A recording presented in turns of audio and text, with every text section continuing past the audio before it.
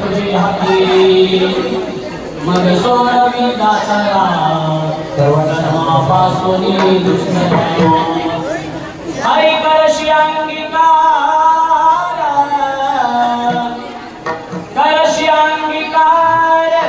हरी काय माझा भार मग सोडवी दातारा धर्मापासून दुष्करा जीवीच्या जीवना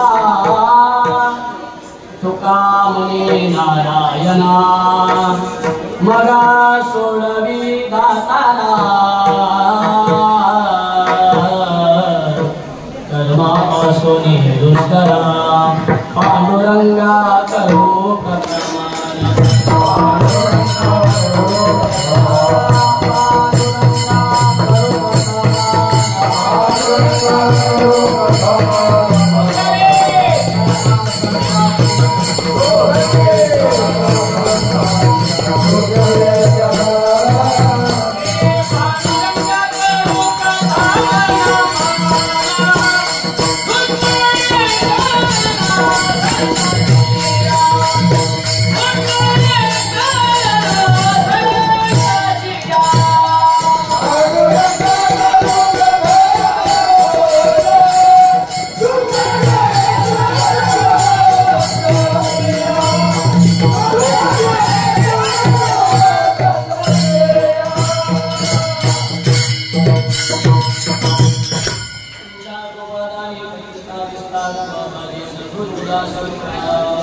संपाद्य विधाय भक्तिं विलोकितोयेन समाधिराजः वैराग्यवन्तं सुविचारयुक्तं नमामि जोगं शिरसा दुरन्तं जे पंढरी सारिखास्य प्रधाम गाव केला वैकुंठाधिपती श्री विठ्ठल सखा सोयरा जोडीला जो का भक्त विरक्त भूतवटी विख्यात हा बोधला या श्री संत सद्गुरु मानकोजी चरणी साष्टांग मिगातीला मस्तक हे पायावरी या वारकरी संतांच्या धर्माची तू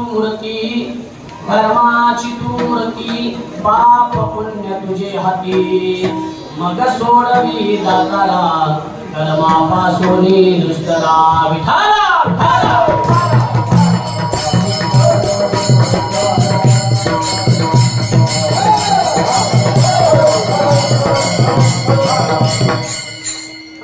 प्राप्त प्रसंगी कीर्तन रूपी सेवेकरिता मंदिर निरोपणाकरिता घेतलेला अभंग महान भक्त वर्णाके राग रसिक देऊचे सुप्रसिद्ध साधू जगद्गुरु तुकोबाराय यांचा भगवान परमात्म्याचं वर्णन करणारा अभंग सेवेकरिता घेतलेला आहे. असो सेवेला सुरुवात करण्यापूर्वी अल्पसा परिहार देणे तो अत्यंत गरजेचा तो म्हणजे असा गेली 81 वर्षे झाली भारत स्वतंत्र होण्याच्या पूर्वी 2 वर्ष अगोदर आपल्या या सरकवली गावामध्ये संपूर्ण ग्राम म्हणजे हे सुद्धा साधारण प्रमाणित झालं. सरवली गावामध्ये अगदी संपूर्ण ग्रामस्थांच्या वतीने सुंदर असणारा हा आजचा दरवर्षीप्रमाणे आपला हा भगवान श्रीकृष्णाचा जन्मोत्सव आज मोठा पर्वकाळ आहे मायबाप. त्याचं कारण आहे पर्वकाळ तर दरवर्षीच आहे पण आज जसा मी मागच्या वर्षी कीर्तनात सांगितलं होतं तुमच्या लक्षात असेल किंवा नसेल पण माझं कर्तव्य म्हणून सांगतो आज भगवान श्री कृष्णाचा सुद्धा जन्मोत्सव आहे आणि त्याचबरोबर आज भगवान श्री ज्ञानोबारायांचा सुद्धा जन्मोत्सव आहे. हे दुसरं कारण आनंदाचं. तिसरं कारण ज्या भगवान श्री ज्ञानोबारायांचा आज जन्मोत्सव आहे त्या भगवान श्री ज्ञानोबारायांच्या मंदिरावरती आज जवळजवळ 22 किलोचा स्वर्ण कळस बसवलाय मॅडम. 22 किलोचा वाक्य बघा याच्यावरून आम्हाला कळतं की आमचा संप्रदाय किती श्रीमंत आहे मॅडम. आजपर्यंत आम्ही पाहिलं शिर्डीला गेल्यानंतर पाहिलं तिरुपतीला बालाजीला गेल्यानंतर पाहिलं बरोबर आहे ना पण आमच्या आळंदीला या असं म्हणावं लागेल आता. 11 कोटी म्हणजे 11 किलोचा ठरला होता पण दान देणाऱ्यांनी एवढं दान दिलं महाराज सर्व रात्रीत कळस बदलला आणि 22 किलो आणून बसवला. विचार करा हे आज सगळ्यात आनंदाची तिसरी गोष्ट आणि सगळ्यात महत्वाचा आनंद आहे. आपल्या भारत देशाचा आज काय आहे स्वातंत्र्य दिवस आहे. म्हणजे यापूर्वी कधीतरी असा काळ आला असेल कधीतरी कालावधी आला असेल पण मी जाणीवपूर्वक एक गोष्ट बोलतो की जेव्हापासून मी कीर्तन करतो तेव्हापासून स्वतंत्र दिना दिवशी मी कीर्तन करतो तेव्हापासून, मला याच्या अगोदरचं माहित नाही म्हणून लोक डोकं लावतात काहीच्या काही. मी कीर्तन करतो तेव्हापासून 15 ऑगस्ट दिवशी पहिल्यांदा भगवान श्रीकृष्णाचा जन्मोत्सव साजरा झाला. मला असं वाटते खऱ्या अर्थानं आज भारत देश स्वतंत्र झाला.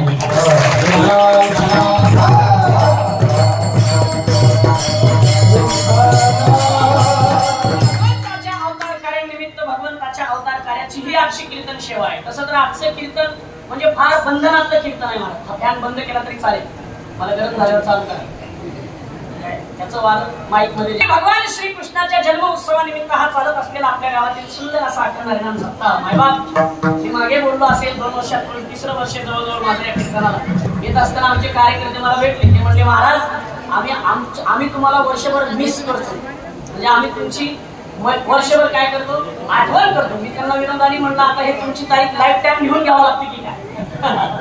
अति फार उत्सवाने आनंदाने भगवंताचा जन्म उत्सव फार आनंदाने आपण सर्व मंडळी साजरी करतात.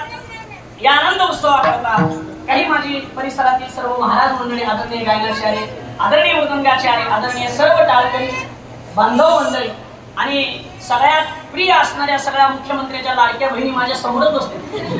मुख्यमंत्र्याच्या लाडक्या बहिणीनं मुख्यमंत्र्याच्या दाजीला जागा ठेवली नाही.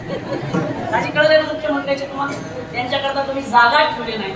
अगदी ठीक आहे, दरवर्षीप्रमाणेच आपण जागा पडते. इकडे लक्ष द्या.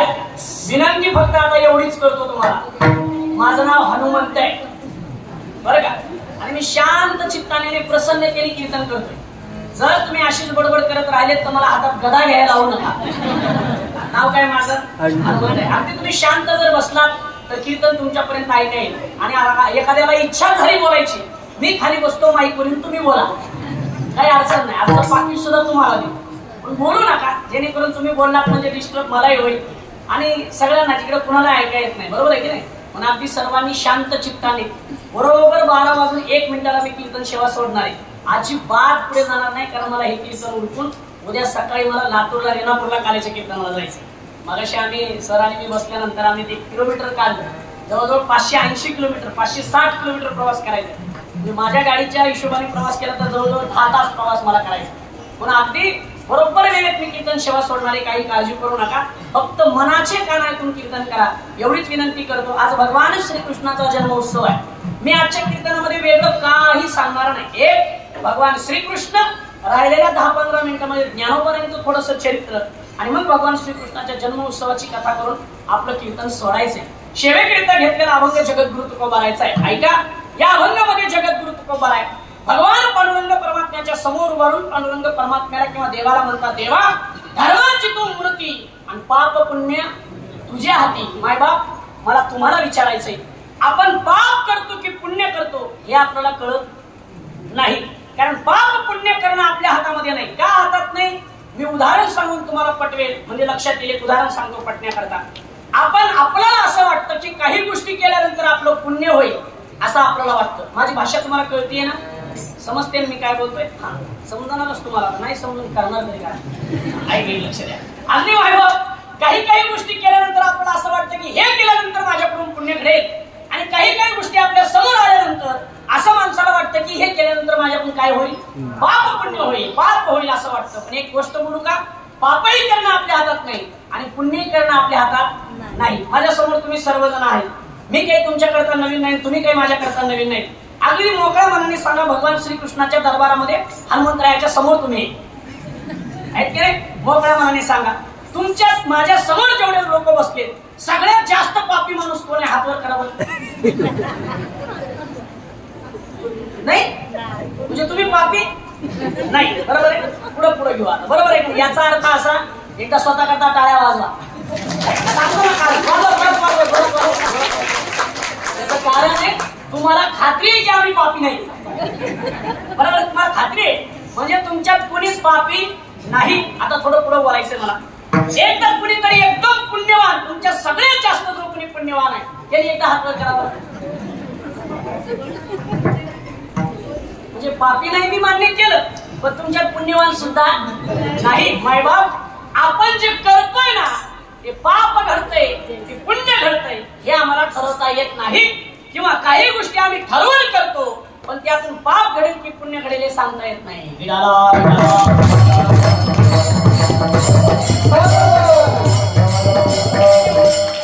रस्त्याने आपण चाललोय, उदाहरण सांगतोय मी. आता मला हा प्रसंग जास्त ओढवला जातो कारण मी प्रवास नेहमी करतो.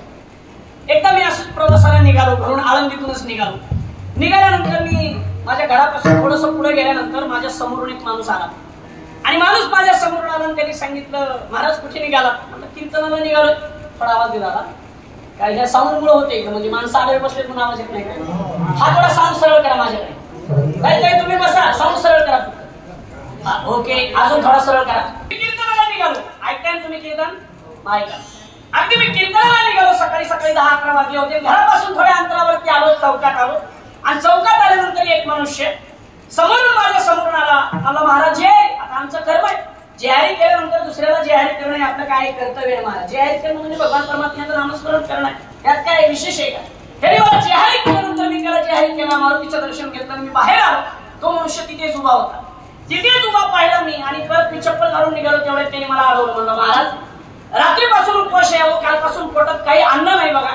सकाळी तुम्ही निघालात, कुणी सकाळपासून भेटलंय नाही. एक 15-20 रुपये मला देता का? एखादी वडापाव खाऊन माझी भूक भागवतो. किती रुपये मागितले त्यांनी? 20 रुपये मागितले. मी विचार केला, सकाळी हनुमंतरायाचं दर्शन घेतले, आपण एक कीर्तनाला चाललोय, काय हरकत आहे 20 रुपये द्यायला? नाहीतरी लोक आपला 15,000 रुपये रोज देत आहेत, त्यातले 20 काढून द्यायला काय हरकत आहे? मग त्याला इशारा जाता अरे कांदी मी विचार केला, काय हरकत आहे त्यातले 20 रुपये द्यायला? म्हणून मी खिशात हात घातला. बरोबर 20ची नोट माझ्या खिशातून निघाली. आता निघणार नाही, पाहू नका, आता नाही खिशात द्यायची माझ्या. आणि 20ची नोट मी त्या माणसाच्या हातामध्ये दिली. मला असं वाटलं त्या माणसाला मी 20 रुपये दिलं म्हणजे सकाळी मी काम कोणतं केलंय? बोला ना. मला वाटलं मी पुण्याचं काम केलं. मला वाटलं आता गेले मला बस मिळणार, मी कीर्तनाच्या गावात जाणार, लोक दररोज 15 दिवस, पण आज मला 21,000 असं मनात त्या मनात काय झालं, माझं रचना चालू झालं. पण ज्याने माझ्याकडून 20 रुपये घेतले की नाही, याच्या खिशामध्ये ऑलरेडी 30 रुपये शिल्लक होते. मी दिल्यापैकी 20 किती झाले? आता 50 रुपये झाले. तो वडापाव खायला गेला नाही, गेला तो डायरेक्ट दारूच्या बुद्धीला. 50 रुपयाची दारू पिली. 50 रुपयाची दारू पिऊन सकाळी 11 वाजताच घरी गेला आणि कामाला निघालेल्या बायकोला मारली. बायकोला मारल्यानंतर त्या बाईच्या मुखातून सहज शब्द बाहेर पडले, पुण्या मेल्याने याला पैसे दिले, हा दारू पिण्याला कसं काही चांगलं होणार आहे का? काय म्हणते? याचं काही चांगलं होणार आहे का? मला तुम्हाला विचारायचं, माझ्याकडून पाप झालं का पुण्य झालं? हा पाप झालं. अहो मी मंदिराच्या समोर 20 रुपये दिले. पाप झालं का? मंदिराच्या समोर दिले की नाही? मला असं वाटलं की माझ्याकडून पुण्य घडलं, पण न कळत माझ्याकडून काय घडलं? पाप घडलं. पुढे बोलतो ऐका. कधी आम्हाला असं वाटतं महाराज, माझ्याकडून ही जर घटना मी केली, हे जर कर्म मी केलं, तर कधी असं वाटतं की आम्हाला पाप लागेल. पण ते कर्म केल्यानंतर कधी नकळत आपल्याला पुण्य लागतं महाराज, नकळत पुण्य लागतं. काय कर्म आहे? ऐका बरं, कर्म काय सांगतो तुम्हाला. आपला सासरा आहे. सासरा का सांगतोय मी? मुद्दाम सांगते कारण सासू सासऱ्याची सेवा केली पाहिजे याच्याकरता सांगतोय बरं मी. भगवान श्रीकृष्णाला 2 आईवडील होते, पण त्यांनी आईवडिलाला सोडलं नाही. आपल्याला एकच आहे, म्हणजे एकच आहे आणि बोला की एकच पप्पा आहे. बरोबर आहे का? पण भगवंताला तसं नव्हतं. भगवंताला किती होते? 2 आया आणि 2 बाबा होते की नाही? तरी भगवंताने आपल्या आईवडिलांची सेवा केली, सोडलं नाही. मग आपणही सोडलं नाही पाहिजे, बरोबर आहे की नाही? म्हणून सांगतोय. सासरा आहे, त्याला शुगर आहे. आनंद लक्षात तुमच्या. सासरा आहे आणि त्यांना शुगर आहे. शुगरचा त्रास शक्यतो 99.9 फॅनला जरा कळलं की कामाचा पैसा आहे. परत माझा आवाज कमी कर, बंद करा. मी सांगितलं काय अडचण नाही. फॅनचा आवाज माईक मध्ये जास्त होतो, त्याच्यामुळे त्यांची अडचण होती सिस्टीमवाल्याची. बरोबर आहे की नाही दादा? पण तुमची अडचण मी जाणू शकतो. एवढी मी तुमची अडचण दरवर्षी जाणतो, तरी तुम्ही मला जाताना म्हणत नाहीत महाराज 500 रुपये घ्यावं म्हणत नाही. यंदा देणार ना लक्ष ना? यंदा देतो म्हणले लक्ष. लक्ष ऐका. शुगर आहे, सासरा आहे आपला, त्याला शुगर आहे. सकाळी आपली मुलं शाळेत निघाले. मुलं शाळेत निघाल्यानंतर आपण सकाळी त्या मुलांकरता नाश्ता बनवता की नाही तुम्ही? मॅगी मम्मी काय कळलं तुम्हाला? 3 माणसाची फॅमिली असावी आणि घरातला शहाणा माणूस बाहेर गावी जावा, याची लेकरांना फक्त म्हणावं मम्मी मॅगी खायची. ती मम्मी लेकरांसाठी स्वतः करता मॅगी बनवतो. बरोबर आहे की नाही? म्हणून त्या मुलांकरता तुम्ही नाश्ता बनवता अगदी तुपातला काजू, बदाम, मनुके, पिस्ता, अजून काय असतं शिऱ्याला, काय असतं अजून एखादी फ्लेवर चांगला कुठला तरी, बनाना, ऍपल, कुठला असतं मला माहित नाही. सुंदर असा शिरा. शिऱ्यात म्हणतात ना तुमच्याकडे, का गरा म्हणते, का रवा म्हणते? एक काम करा, तुम्ही सगळेजण युती करा, तोपर्यंत मी जाऊन येतो. महाराज असं आहे ना, प्रकार एवढे आहेत ना, मराठी भाषा अशी आहे ना आपली. त्या सातारा जिल्ह्यामध्ये मी गेलो. सातारा जिल्ह्यामध्ये शेंगदाण्याच्या चटणीला महाद्या म्हणतात. तुम्हाला माहिती का? शेंगदाण्याची चटणीला महाद्या म्हणतात, महाद्या.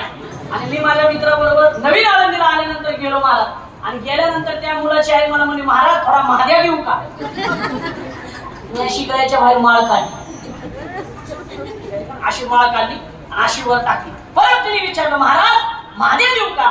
मी म्हणलं, अहो मी माळकरी आहे. ती म्हणले, अहो महाराज महाद्या म्हणजे शेंगदाण्याची चटणी. महाद्या युट्यूबला टाकून बघा, उद्या सकाळी गेल्या महाद्या रेसिपी मिळेल तुम्हाला. बघा, नवीन सांगितलं तुमच्याकरता, बघा. मला माहिती आहे 90% कीर्तन विसरतील, पण महाद्या टाकल्याशिवाय राहायच्या नाही. आहे तसंच आहे महाराज, बरोबर आहे नाही? टीव्हीवरची मालिका बघायला कोणी असो नाही तर नसो, पण टीव्हीवरची मालिका चालू पाहिजे, कारण कानात मालिकेचे शब्द पडले पाहिजे. ते मगाशीच अनुभवले. ऐका, लक्ष द्या, ऐका बरं काय चालू होतं आपलं. शिरा, शिरा ऐका. सुंदर असं शिरा तुम्ही पुन्हा करता बनवताय, बोला ना, पुन्हा करता बनवताय. सुंदर असा शिरा तुम्ही बनवला, सुंदर असा शिरा बनवला. काय काय टाकलं तुम्हाला सांगितलं त्याच्यामध्ये. अगदी मनुके टाकले, काजू टाकले, बदाम टाकले, पिस्ता टाकला, साखर टाकली, रवा टाकले, पाण्याने टाकलं, दूध टाकलं. त्या दुधाचा सुंदर असा शिरा तुम्ही बनवला. पण म्हणतात, महाराज तुम्हाला कसं काय माहिती? कधी कधी अधून मधून मी सुद्धा बनवतो, बनवावा लागतो. पण अगदी सुंदर जसा प्रसादाचा शिरा असतो की नाही, तसा शिरा तुम्ही बनवला. मुलांना शिरा दिला. शेजारी सासरा बसलेला होता.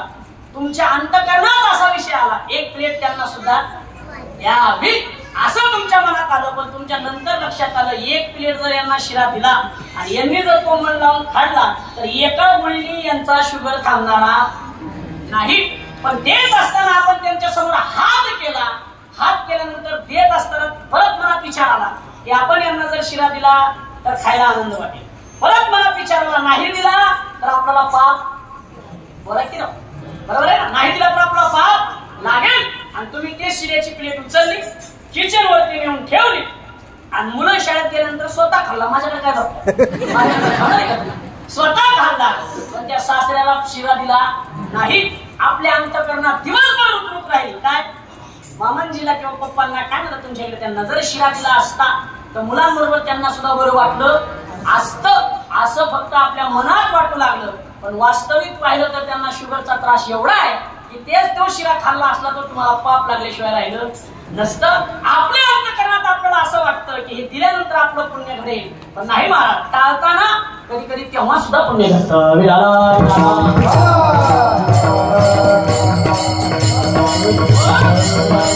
पुण्य करण्याचंही मनुष्याच्या हातामध्ये नाही. पाप पुण्य करण्याचं लक्षण कुणाच्या हातात आहे महाराज?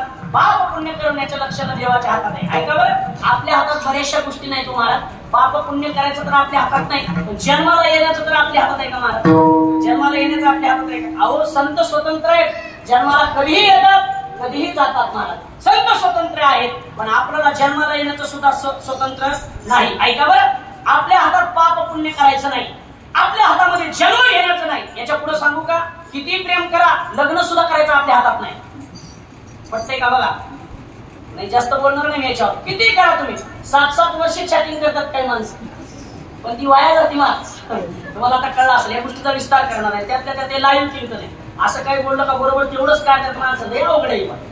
हा कठीण झालंय, त्यामुळे पटवून देण्याकरता मी बोलतो.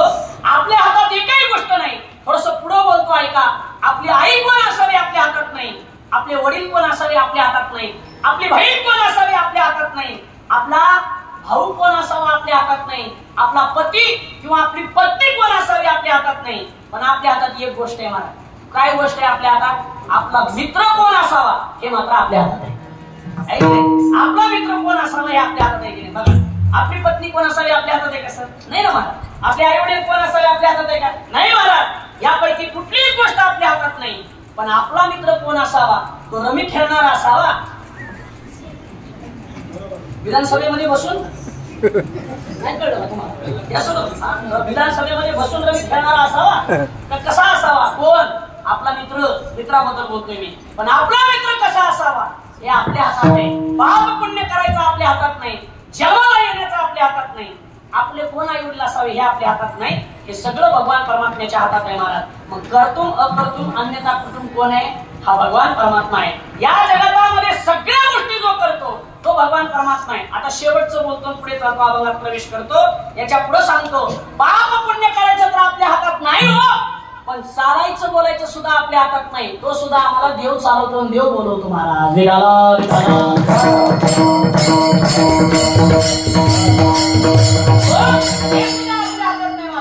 म्हणतात ना, चाले हे शरीर कोणाचे असते, कोण बोलवी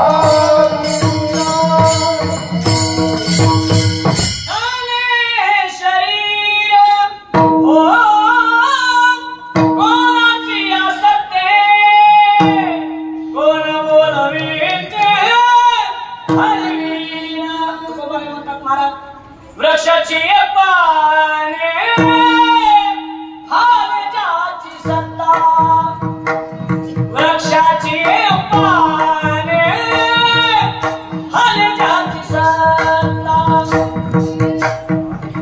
वृक्षाची पाने हालजाची सत्ता, राहिली आंगवरी कोठे, देखावे ऐकावे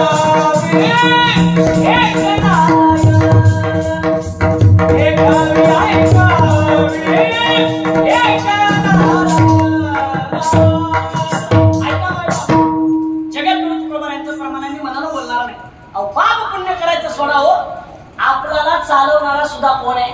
देव आहे. आपल्याला बोलवणारा कोण आहे? देव आहे. देवाच्या सत्तेशिवाय या पृथ्वी तलावरचा कागद सुद्धा हलत नाही. देवाच्या सत्तेशिवाय आपण तर कोण बोलणार आहेत महाराज? ऐका बरं, देवाच्या सत्तेशिवाय आपण कुठलीच गोष्ट करू शकत नाही.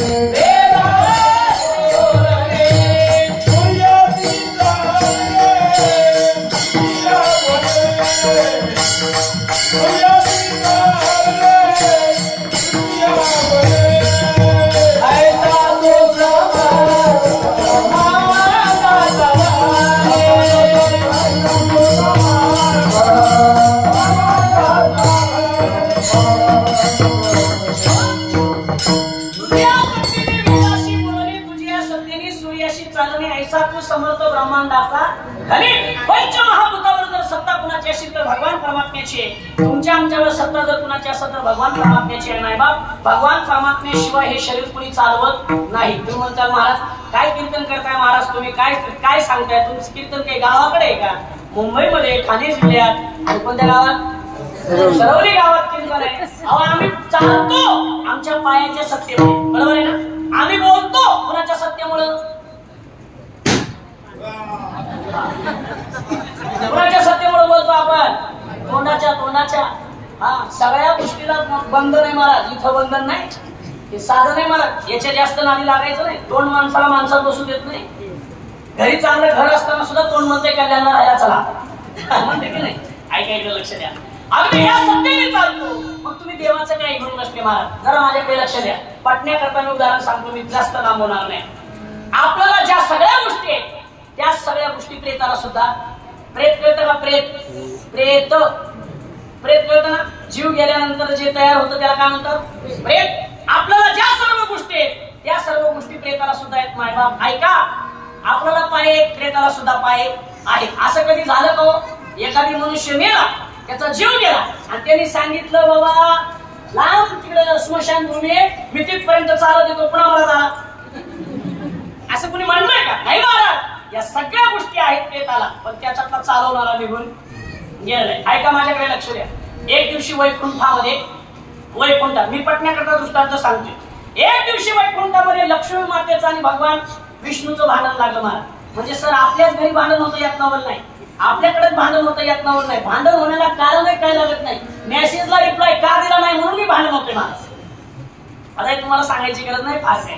ऐका अगदी लक्ष्मी माता आणि भगवान विष्णूचं भांडण वैकुंठात चालू झालं आणि लक्ष्मी माता भगवंताला म्हणतायत की देवा, या पृथ्वी तलावरचा संपूर्ण कारभार माझ्यामुळे चालतो. कुणामुळं? ऐकताय तुम्ही? कुणामुळं? माझ्यामुळं. असं कोण म्हणतंय? लक्ष्मी. जरा माझ्याकडे बघा, तसं मी काळा आहे बघण्यासारखा नाही, पण मी सालाबादाप्रमाणे याही वर्षी क्रीमवर पावडर लावून आलोय.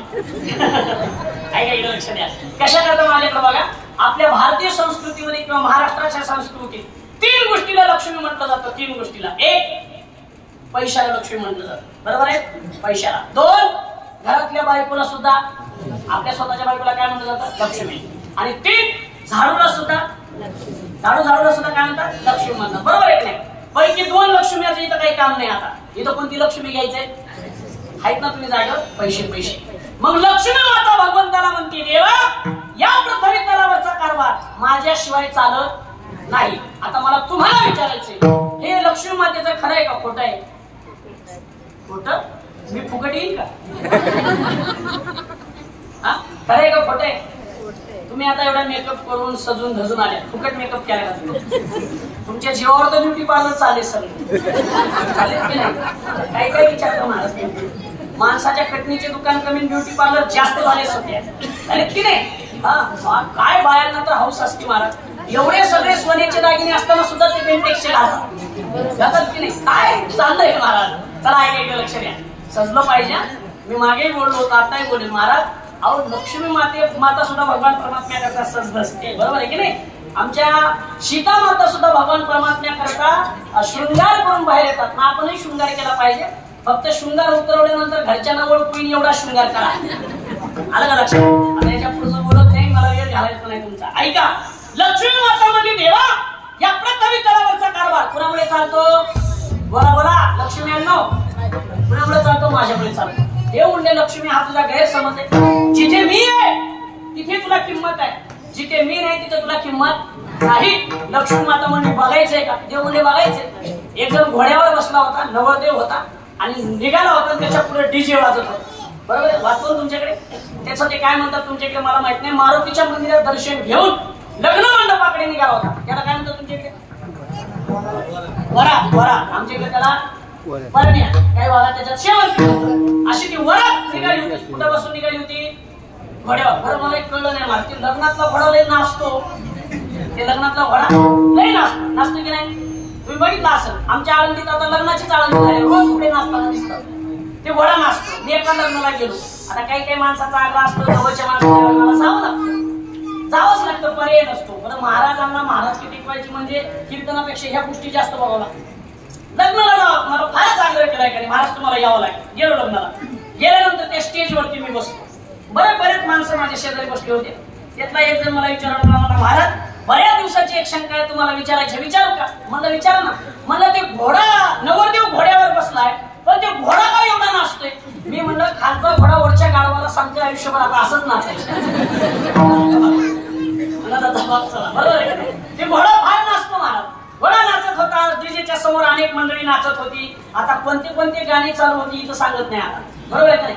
अनेक प्रकारचे गाणी चालू होते. पाण्याचा बैलगाडा, पाण्याला जाते पाणी घेऊन येते. काय खरं महाराज, कुणाचं कधी नशीब या महाराष्ट्रात उरलं काही सांगता येत नाही.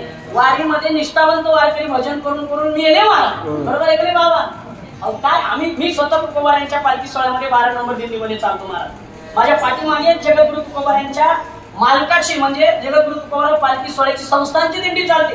अहो एवढं भजन करतो आम्ही जीव तुडून. माझ्याबरोबर 17-18 महाराज म्हणले असतात सर. अजून आमची एक क्लिप व्हायरल झाली नाही. एकदाच पोरगी आली पाण्याला जाते आणि पाणी घेऊन येते तिकडेच राही बाई.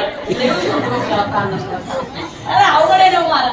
मला एकदा नेहमी बघा एका प्रमाणाची सारखी आठवण होती नाथ महाराजांच्या. असत्याशी दिलेले जन हे सगळं खोटं तेवढं लोकांना आता पटायला लागले. ऐका आणि खरंय खोटं पटतं यात काही खोटं नाही. हे खरंय मी तुम्हाला पटवून देईन. तुकोबाराच्या प्रमाणाने लटे केटे रुचे आणि साच कोण आहे ना म्हणजे खरंय का नाही. माणसाला फक्त खोटं आवडतं खरं आवडत नाही. तुमच्या घरात एखादी तुमची पाहुणी जर आली आणि ती जर तुम्हाला खरं बोलायला लागली तर तुम्ही तिला चहा करा. तुझ्यासारखी सुनच नाही. तू निवळ सासूला त्रास देते, सासऱ्याला स्वयंपाक करून देत नाही, नवऱ्याला वेळेवर डबा देत नाही. ती जर असं खरं बोलली तर तुम्ही तिला चहा सुद्धा पाजणार नाही. तिला सुद्धा खोटं बोलावं लागते. तुझ्यासारखी सून आख्या सरवणीमध्ये नाही. बरोबर आहे का नाही. असं बोलल्याशिवाय तिच्यासाठी कॉपी होत नाही. बरोबर आहे ना. ऐका पुढे बोलायचे मला. ते वरात निघालेली होती. आहेत ना तुम्ही जाग्यावर काळजी करून कमी विषयावर. वरात निघालेली होती ते नाचत होते बेधुंद. लक्ष्मी माता म्हणली देवा लग्न कुणामुळे जमलं. देवाने सांगितलं माझ्यामुळे जमलं. लग्न कुणामुळे जमतंय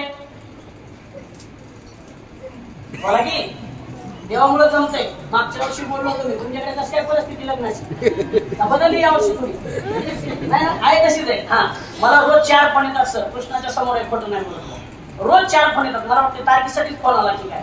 तर महाराज रात्री फार सुंदर कीर्तन झालं बोलत असं धन्यवाद फार सुंदर बोलता महाराज. तुम्ही म्हणलं धन्यवाद महाराज. तुमचं गाव कोणतं काय सगळं विचारतात आणि शेवटी म्हणतात महाराज तुम्ही एवढं फिरता आमचं एक काम करणार आहोत. काय काम करत नाही. आमचा एक मुलगा आहे MIDC मध्ये कामाला. त्याला पुरी बघा ना.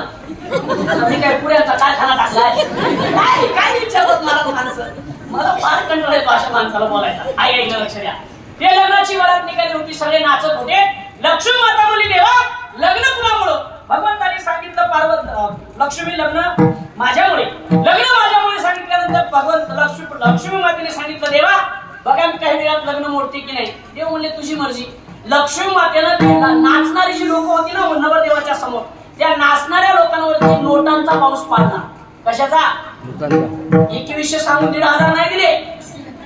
हा 2100 सांगून का दिले 2100 तुम्हाला देणारच नाही. 2100 कसं काय दिले. तुम्ही महाराजाला 500 रुपये द्या. सप्टेंबरचा हप्ता तुम्हाला 2100 येणार. महाराजाला 500 द्यायचे. लक्ष द्या. ऐका अगदी पैशाचा पाऊस पडला. जे बेधुंद असणारी माणसं होते कशात लग्नात वरातीत ते सगळे पैसे गोळा करायला लागले. बरं नोटा काही साध्या नव्हत्या महाराज. 5, 20, 10, 50, 100 अशी नव्हती. 500च्या नोटा होत्या. सगळे पैसे गोळा करायला लागले. आता जे घोड्यावर बसलं होतं ते कोण होतं. लग्न कुणाचं होतं त्याला पैशाची गरज आहे का. ते घोड्यावर उतरलं ते सुद्धा काय करायला लागलं पैसे गोळा करायला लागलं. वधू पक्षातले लोक त्याची वाट पाहिली. बराच वेळ हे पैसे गोळा करण्यामध्ये मग्न झाले.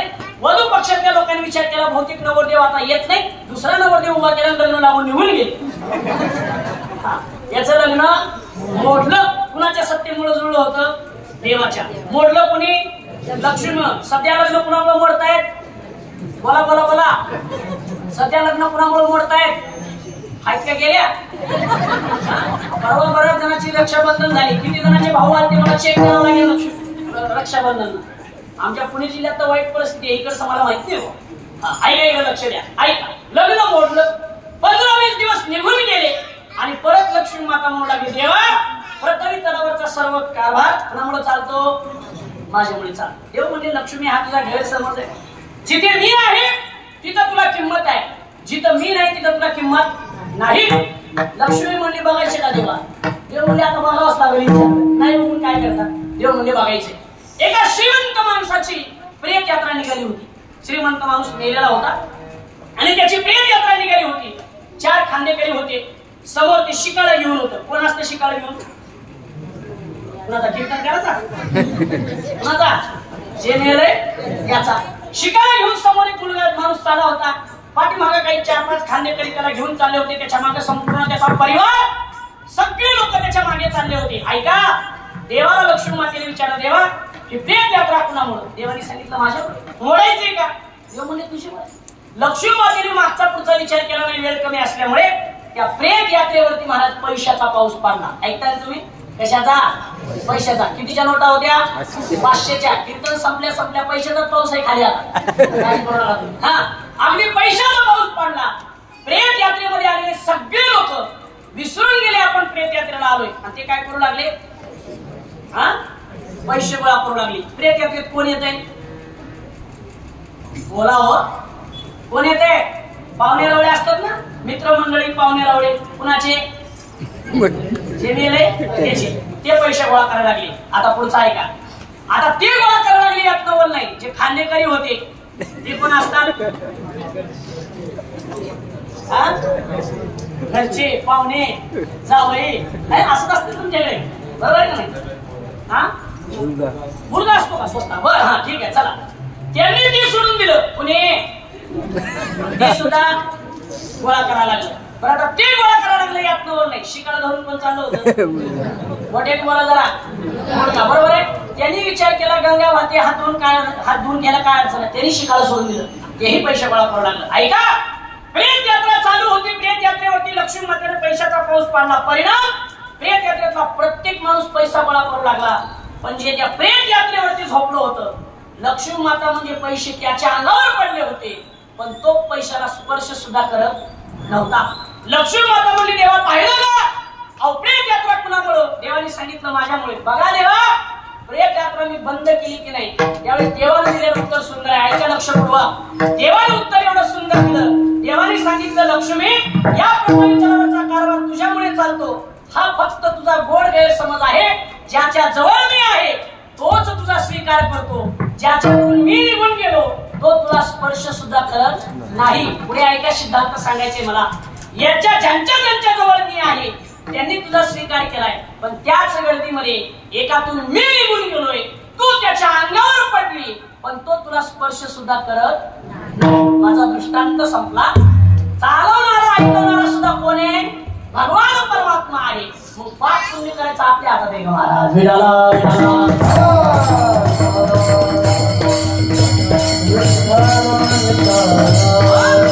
पण महाराज चालवणारा ऐकवणारा सुद्धा तो आहे.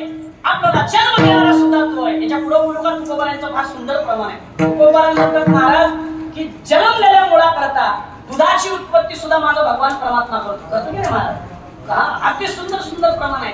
तुकोबाराय म्हणतात दुधाची उत्पत्ती सुद्धा भगवान परमात्मा करतो. ऐका, एवढा भगवान परमात्मा करतो, अकर्तो, अन्यथा करतो असणारा भगवान परमात्मा. पण आज तुकोबाराय म्हणतात, भगवंता, हे सगळं जरी तुम्ही करत असाल तर तुम्ही स्वतः तरी आहेत कोण? तुकोबाराय म्हणतात, तुम्ही धर्माची मूर्ती आहात आणि पाप पुण्य करणारे सुद्धा तुम्ही. अभंगाचं पहिलं धर्माचे दोते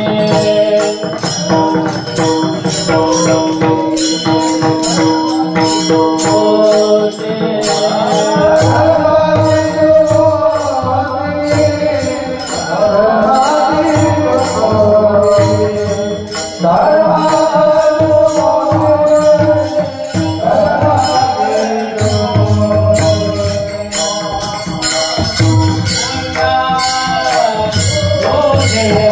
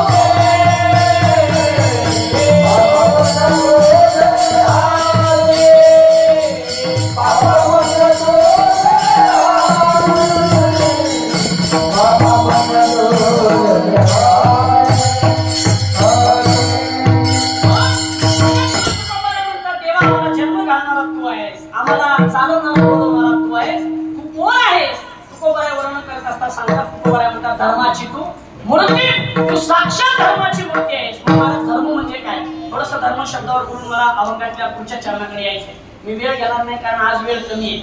मी मगाशी बोलताना बोललो ना, एक अष्टमीचं कीर्तन म्हणजे कीर्तनकारांना बंधनच असतं ना. तसं सगळ्याच कीर्तनकारांना बंधन आहे, पण काही जण बंधन पाळत नाही, तो भाग वेगळा आहे.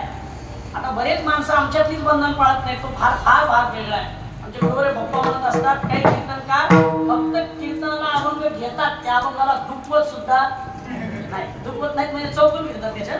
आई काय मी तसाच आहे, आई काय अगदी बाबा मला सांगायचंय काय, धर्माची तू मूर्ती. मग धर्म म्हणजे काय? ज्ञानोबा धर्माची व्याख्या करतात. बरं, ज्ञानोबा म्हणतात, एक वडील जे जे करती तया नाम धर्म हे वडील जे जे करतात तेच कार्य नित्य करत राहणं. वडील म्हणजे कोण? वडील या शब्दाचे अर्थ दोन करता येतील.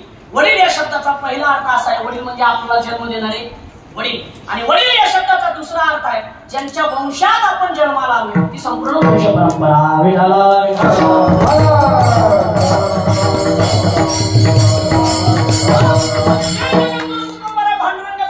धर्माची मूर्ती सांगतात ते तुकोबारायांची वंश परंपरा पहा. तुकोबारायांच्या वंश परंपरेचा विचार केला तर तुकोबारायांची 7 पिढ्यातली पांडुरंग परमात्म्याची असणारी काय भक्ती आहे महाराज, किंवा 4 युगातली 5 युगातली तुकोबारायांची भक्ती आहे. आता विस्तार करत नाही, पण धर्माची तू मूर्ती आणि पाप पुण्य तुझ्या हाती. महाराज हा धर्मशब्द फार महत्वाचा आहे. सध्या मला वाटतं धर्मावर बऱ्याच गोष्टी केल्या जातात. माझं बोलणं कळालं तर घ्या, नाही तर सोडून द्या. सध्या धर्मावरती बऱ्याच गोष्टी करण्यात जातात. धर्मावर महाराष्ट्राचा मुख्यमंत्री ठरला जातो. चला पुढे, आता विस्तार करत नाही. धर्मावर भारताचा पंतप्रधान ठरवला जातो. पण धर्म खत्रे म्हणजे माणसं आपले फार पडत असतात. पण एक गोष्ट सांगतो बरं का, विशिष्ट प्रकारच्या वर्गातल्या लोकांची विचारश्रेणी आपल्यावरती लागणं याला धर्म म्हणायचं नाही. जर समजा असं म्हणले असते, कसं म्हणले असते, बाबा गोकुळ अष्टमी ज्ञानोबारायांचा 750व्या वर्षाचा जन्मोत्सव सोहळा आहे, त्या दिवशी सगळे मांसाहार बंद करावे असं जर म्हणले असते तर लोकांनी त्यांचं टाळ्या वाजवून स्वागत केलं असतं. पण हे म्हणले स्वातंत्र्य दिन आहे, बंद करा. कसं मध्येच बंद होईल? माझं बोलणं कळलं का बघा? कळलं तर घ्यायचं सोडून द्या, माझा काय आग्रह नाही. बरोबर आहे ना? कसं मध्येच बंद होईल महाराज? पण फार सुंदर आहे. ऐका, मला काय सांगायचे, विशिष्ट आपल्या डोक्यातले विचार दुसऱ्याच्या डोक्यात घालून याला धर्म म्हणायचं नाही. जसा धर्म आहे तसा धर्म टिकवला पाहिजे. काय सांगतो आपला धर्म? आपला धर्म एकच सांगतो, आई वडिलांनी जे केलं तेच कार्य पुढे करत राहणं याचं नाव धर्म आहे महाराज. आपण चालीयुगाप्रमाणे बदलत आहोत. बरोबर आहे? माणसाने बदललं पाहिजे. बदलणं ही काळाची गरज आहे. जो बदलत नाही तो पुढे सुटलेल्या विचाराचा आहे. बरोबर आहे? बदलणं ही काळाची गरज आहे. पण बदलत असताना आपण एवढंही बदलू नये की आपल्या बदल्यामुळं, आपल्या बदलामुळं आपल्या कुळाला, आपल्या घराला, आपल्या बापाला किंवा आपल्या आईला काळिंबा फासेल. एवढं माणसाने कधी बदलू नये. मला आता पुढे बोलायचं नाही, एवढं बदलू नये. बदललं पाहिजे. बदलणं काळाची गरज आहे. बरोबर आहे का नाही? किती बदललं पाहिजे? साडीवरचं पंजाबी ड्रेसवर ठीक आहे, कळलं ना? पुढे बोलणार नाही मी आता. किती बऱ्या केस बोलायचं. बरोबर आहे का नाही? साडीवरचं पंजाबी ड्रेसवर ठीक आहे, पण छोट्या स्कर्टवर गेलं हे काही बदल आहे का मायबाप? हा बदल नाही. ही आपली संस्कृती गहाण ठेवणं आहे. आणि मी जाणीवपूर्वक एक वाक्य बोलतो, आपल्या संस्कृतीचा वेळोवेळी अपमान आपल्याकडूनच होतोय. ते रील्स बघा तुम्ही. आता सगळ्या लोकांचं चालू झालं त्या गणपतीवर चेष्टा करायची. बरोबर आहे का नाही? एक वाक्य सांगतो ऐका, गणपतीच्या मूर्तीत म्हणजे देवाच्या मूर्तीत बदल करण्याचा अधिकार आपल्याला नाही. गणपती हा गणपतीच असावा. मोठ्या पोटाचा, मोठ्या कानाचा, लांब सोंडीचा, कण असावा, वक्रतुंड असावा, एक दात असावा, तो पण असावा, गणपती असावा. आता गणपती हातात तलवार दिल्याने घोड्यावर बसलेला गणपती असतो. हे शिवाजी महाराज आहेत, त्यात शिवाजी महाराजाची विटंबना आहे आणि त्या गणपतीची विटंबना आहे. लक्षपूर्वक आहे.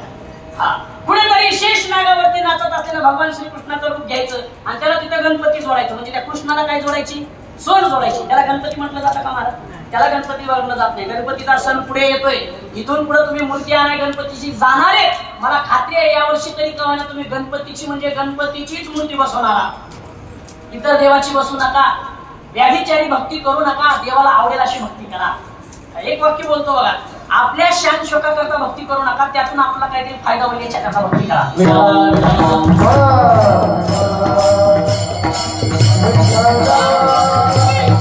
लाखोनी रील्स आमच्या रक्षाबंधनच्या सणावर आहेत की नाही?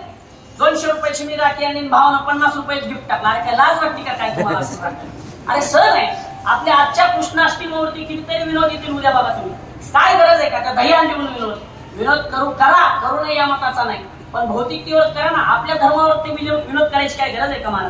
बरं, आपल्यावर अगोदरच बाकीचे टपलेले टपलेत की नाही आपल्यावरती. मग आपण नीट राहिलं पाहिजे की नाही.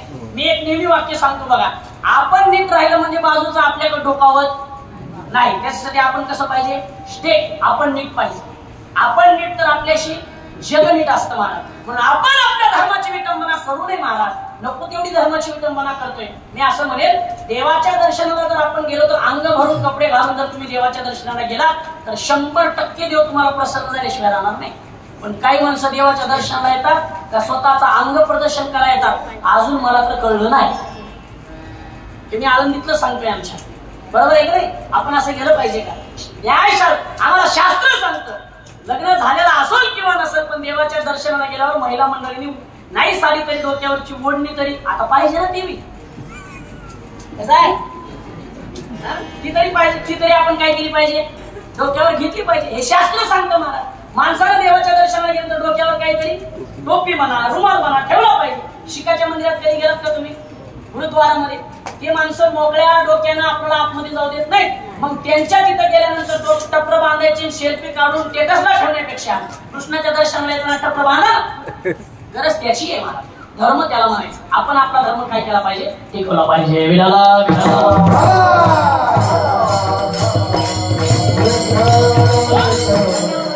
जरी बोललो तरी मला बोलता येईल एवढं बोलण्यासारखं आहे. तुम्हाला हे सगळं माहित आहे तरी तुमच्यात बदल वा धन्यवाद. तुमच्या बदल नाही तुम्ही म्हणता. ऐका, धर्माची तू मूर्ती पाप पुण्य तुझ्या हाती. भगवान परमात्मा म्हणजे साक्षात धर्ममूर्ती आहे. भगवान परमात्मा म्हणजे साक्षात धर्म आहे. आणि त्या धर्म कशाला म्हणायचं, मी व्याख्या सांगत होतो. वडील जे करत आले तेच आपण करणं, त्याचं नाव काय, धर्म आहे. मग काही जणांचे वडील दारू पित होते, आपण पिली पाहिजे का, बरोबर आहे का नाही. असं म्हणतील ना काही माणसं उद्या कीर्तन करून निघाल्यावर, महाराज तुम्ही म्हणले एक वडील जे करते तया नाम धर्म ठेवते. मग आमचे पप्पा 24 तास, त्याला म्हणायचं तिथं तो शब्द लावायचा, तिथं धर्म हा शब्द लावायचा नाही. ऐका महाराज, कधी कधी पित्याची सुद्धा इच्छा ओलांडून पुढे काहीतरी कार्य केलं पाहिजे. केलं नाही का देवाने, देवानं पित्याचं कार्य ओलांडून, पित्याचं कार्य ओलांडून किंवा पित्याची इच्छा ओलांडून कार्य केलं. कुणी केलं, एक उदाहरण सांगतो पुढे चालतो. ऐका, जो हिरण्यकश्यप नावाचा एक दैत्य होता, ज्या हिरण्यकश्यपूने उभ्या आयुष्यभर कधीच कुणाला भजन करू दिलं नाही. ऐका, हिरण्यकश्यपूची बायको जिचं नाव आहे कयाधू. ऐका बर, हिरण्यकश्यपूची बायको आहे कयाधू. हिरण्यकश्यप आहे. हिरण्यकश्यप एक दिवशी घरी आला, बॅग बीग भरली, पासबुक घेतलं, एटीएम कार्ड घेतलं सगळं, आणि हिरण्यकश्यप म्हणला कयाधू मी चाललो पुढे शॉपिंगला. शॉपिंगला चाललो का नाही महाराज, तो म्हणला मी तपस्या करायला चाललो, 6 महिने मी परत येणार नाही. ऐका बरं, हिरण्यकश्यप हा सत्ययुगात झालेला आहे, कृत्ययुगामध्ये झालेला आहे. आणि कृत्ययुगामध्ये माणसाला आयुष्य होतं 1 लाख वर्षाचं. किती होतं, 1 लाख वर्षाचं. कृत्ययुग संपलं, त्रेतायुगाला सुरुवात झाली. आणि त्रेतायुगामध्ये माणसाला आयुष्य किती आलं, 10,000, म्हणजे 1 शून्य संपला. चला, त्रेतायुग संपलं, द्वापार युगाला आरंभ झाला आणि पुन्हा 1 शून्य किती राहिले, 1000. पुन्हा द्वापार युग संपलं, कलियुगाला आरंभ झाला आणि पुन्हा 1 शून्य कमी झाला. आता किती आले, आता कलियुग संपणार आहे आणि पुन्हा शून्य कमी होणार आहे. 10 वर्षात काय काय कराल, 10 वर्ष तर आमची शॉपिंगलाच चालली. काय ते डीमार्ट नावाचं एक मोठं विघ्न आले बघा महाराष्ट्रात. आपल्या डीमार्ट आहे का तुमच्याकडे, असणार. त्या डीमार्ट मध्ये एकदा आतमध्ये घुसलं का किती टाइम चाललाय काहीच कळत नाही. महाराज गणेश महाराज बरोबर आहे का नाही, बरोबर आहे ना. 8 दिवस झाले आपल्याला. एकदा आतमध्ये गेलं की किती वेळ चाललाय कळत नाही. मी एका डीमार्ट चालकाला विचारलं, म्हणलं का तुमच्या डीमार्टला खिडक्या का नाही, तुमच्या मॉलला खिडक्या का नाही. त्यांनी सांगितलं महाराज, आतमध्ये आलेल्या माणसाला बाहेरची दुनिया दिसली नाही पाहिजे याच्याकरता खिडक्या नाही. मग काय दिसलं पाहिजे, आतली दुनिया दिसली पाहिजे. हेर लावणी दिसली का पुढे दुसरं प्रोडक्ट दिसते, वाटतं ते घेतलं म्हणजे बरं वाटत, बरोबर ना. असं वाटतं की नाही. मला आता विस्तार करायचा नाही. काय चाललं होतं आपलं,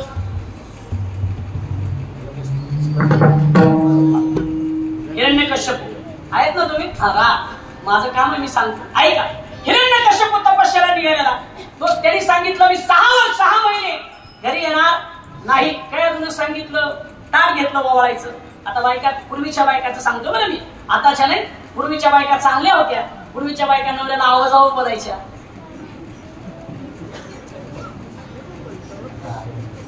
कधीच्या, मग तुम्हाला शंका आहे का, तुम्ही बोलत नाहीत का, मग तुम्ही घालत नाही कशा. पूर्वीचं सांगतोय, आताच पदर आहे, हातामध्ये बांगडे आहे, दोन कवायना पण बांगडे आहे, कपाळावरती टिकली किंवा कुंकू आहे. त्यांना काय म्हणायचं? पूर्वीच्या बायका. आता राहू द्या, पदराचं नाव घेतल्यावर महिला मंडळीचा हात पदराकडे जाणार नाही असं होणारच नाही. बरोबर आहे की नाही? ऐका मला काय सांगायचं. तिने ताट घेतलं, आपल्या पतीला ओवाळलं आणि ते हिरण्यकश्यप निघाला. ऐका, हिरण्यकश्यप तपस्या करण्याकरता निघाला, एका झाडाखाली जाऊन तपस्या करायला बसला. तपस्या करायला बसला, परिणाम एक पोपट त्या झाडावर आलं आणि ते पोपट म्हणला नारायण. काय म्हणला? नारायण. हिरण्यकश्यपूच्या कानावर पडलं महाराज. हिरण्यकश्यप म्हणला माझ्या राज्यात आणि नारायण म्हणत माझ्या दुश्मनाचं नाव घेतो. हिरण्यकश्यप तिथून उठला, दुसऱ्या झाडावर जाऊन बसला महाराज. ते पोपट पक्का होता, कारण ते पोपट आळंदीहून आलता. जुना पोपट होता पण आळंदीहून आलता. पोपट नवीनची सवय आम्हाला. ऐका, पुन्हा ते पोपट पुढे गेल्यानंतर पुन्हा म्हणू लागला नारायण नारायण. कोणता झाला असं? पुन्हा हिरण्यकश्यप पुढे गेला, बसला, एका नदीच्या किनारी जाऊन बसला. इकडे एकदा पाहिलं, आता बहुतेक पोपटाला मी दिसणार नाही. जप चालू केला, तो पोपट पुन्हा तिथं आला नारायण. हिरण्यकश्यपूने विचार केला जपच नको. हिरण्यकश्यपूने बॅग घेतली, नीट घरी गेला. आता 6 महिन्यासाठी सांगून गेलेला नवरा लगेच जर घरी आला तर बायका शांत बसतील शांत सर. बरोबर आहे का नाही? शक्यच नाही. मला लातूरला निघालो म्हणून जा घरी या बरं, बघू काय होतं. लगेच काय काय विचारते, काय झालं, कसं काय गेलं नाही तुम्ही, कारण काय, कुणाचा मेसेज आलता का, बरं खरंच तिकडे चालले होते का, खरंच कीर्तन होतं का, पत्रिका दाखवा. बरोबर काय पुन्हा बोलायचं का?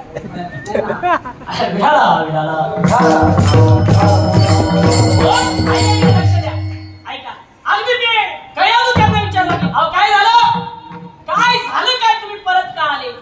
त्यावेळेस हिरण्यकश्यप शांत बसला, जेवाय बसला हिरण्यकश्यप. ऐका, हिरण्यकश्यप जेवाय बसला आणि कयादूने पुन्हा विचारलं प्रभू जाऊ द्या पण एकदा सांगा ना, काय झालं, तुम्ही परत का आले. त्यांनी सांगितलं काय सांगू कयादू, तपस्याला बसलो आणि एका झाडावरती पोपट आला आणि तो पोपट नारायण नारायण एवढंच म्हणाला. कयादूला एवढा आनंद झाला, माझ्या नवऱ्याच्या मुखातून काय नाव आलंय, नारायणाचं नाव आलंय. एवढा आनंद झाला महाराज. कयादूने विचार केला आता चान्स आहे, पुन्हा नाही. जेवण झालं, हिरण्यकश्यप शतपावली करायला लागला. शतपावली करतात की नाही, केली पाहिजे शतपावली, वजन वाढू नये म्हणून महाराज लोकांनी सोडत अगदी शतपावली करू लागला. ती कयादू त्यांच्या मागे मागे प्रभू खरंच आलता का हो पोपट, हो खरंच आलता, काय म्हणला, नारायण नारायण. ती म्हणली 4 वेळा तरी झालं, बघा ना 4 वेळा तरी. पुन्हा हिरण्यकश्यप आणि कयादू झोपण्याकरता आपल्या शयनगृहात गेले. ती जवळ बसली नवऱ्याच्या. आता पूर्वीच्या बायका परंपरा होती सेवा करायच्या नवऱ्याच्या बिचाऱ्या, मी म्हणून तो पूर्वीच्या म्हणतोय. अवघड आहे आता, बरोबर आहे का नाही? आता सगळं अवघड आहे. आता सांगायला सुद्धा नको. आता तर लग्नाच्या आधी आर्ग्युमेंट करतील, मी भांडे घासते, तुम्हाला कपडे धुवावं लागेल, मी फक्त कणिक मळेल, चपात्या तुम्हाला भाजावं लागतील, असा अग्रीमेंट होईल इथून पुढे. आता तुम्हाला भाजी चिरून द्यावी लागेल, मी फक्त फोडणी देईल, असं होईल इथून पुढे. नाहीतरी असा अग्रीमेंट होईल 8 दिवसातून 3 वेळा मला बाहेर जेवायला घेऊन जावं लागेल, तरच मी लग्नाला हो म्हणेल. बरोबर की असं नाही आपण थोड्या दिवसात. ऐका पुढे बोलायचं. मग ती कयादू बसली पायाजवळ, हिरण्यकश्यप झोपण्याकरता निघाला. कयादूने शेवटी विचारलं प्रभू खरंच पोपट आला होता का. तिने सांगितलं. आता मात्र हिरण्यकश्यपूचे नाग हो खरंच आला होता. काय म्हणला बरं. ती म्हणे काय म्हणला, नारायण नारायण म्हणला. कळत नाही का तुला. नाही काय म्हणला, जरा प्रेमाने सांगा. प्रेमाने सांगा. नाही प्रेमाचं सांगा, नाही प्रेमाने सांगा, जरा प्रेमाने सांगा की काय म्हणला पोपट. ते म्हणे नारायण नारायण एवढंच म्हणला. जेव्हा एवढंच म्हणला हिरण्यकश्यपू, तेव्हा ती कयादू गरोदर होती. भगवान श्री ज्ञानोबा सांगतात सत्वर उच्चार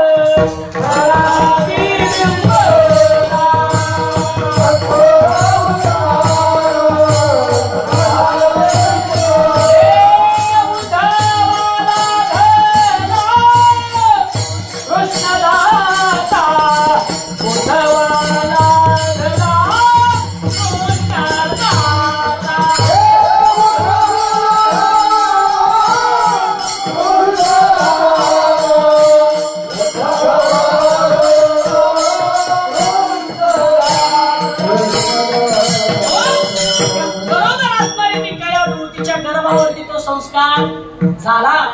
धर्मावर संस्कार होतात. म्हणून मी बघा आपल्या कृष्णाकडे आपल्याकडे परंपरा फार सुंदर आहे. मगाशी मी जाताना बघितलं सगळ्या महिला मंडळी नैवेद्य घेऊन, कुणाचा काही नवस असेल तर नवस फेडण्याकरता, आणि कुणाला काही नवस बोलायचं असं तर नवस बोलण्याकरता या ठिकाणी येतात. गणेश महाराज आलेत माझ्या समोर, माझ्या बरोबर तर नवस बोलून घ्या होईल तरी.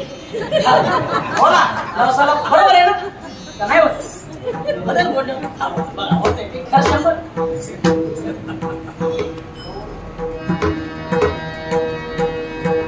नवसाला पावणार आहे 100% तुमचा विश्वास. तुमचा विश्वास असल्याशिवाय तुम्ही एवढे आहेत माझ्या समोर. 100% आपला विश्वास आहे, बरोबर आहे का नाही?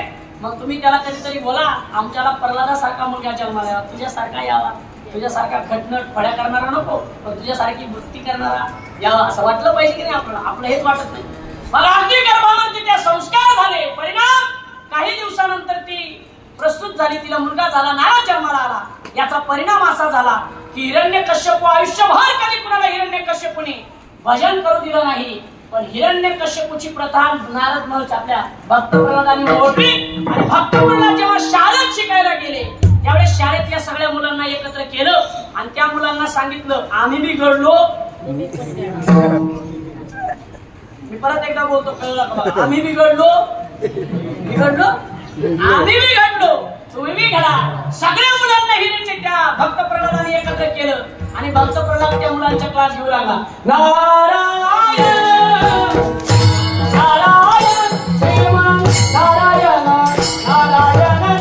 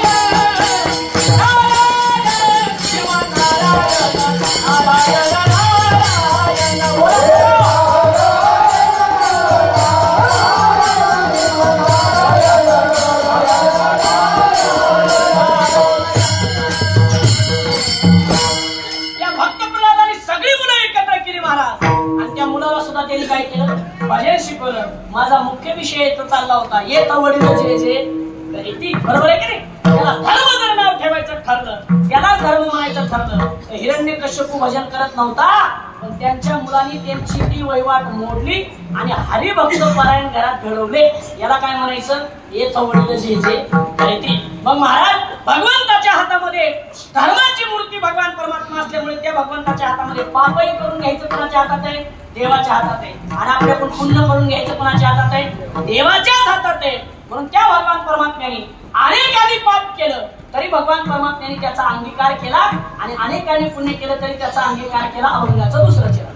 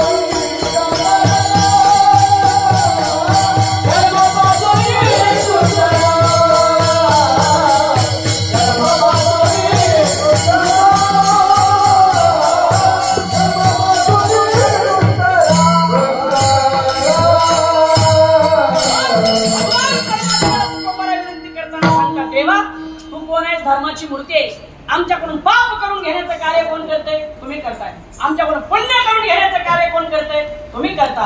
पण आम्ही जे कर्म करतोय आता त्या कर्मापासून सुद्धा सोडण्याचा प्रयत्न तुम्हीच सोडू शकता, दुसरं कोणी सोडत नाही. मग कोण कोणतं कर्म करतंय हे प्रत्येकाने आपलं बघा महाराज. ऐका बरं, मला अगदी भगवान परमात्म्याच्या जीवनातला एक सुंदर दृष्टांत सांगायचे, इथंच थांबायचे.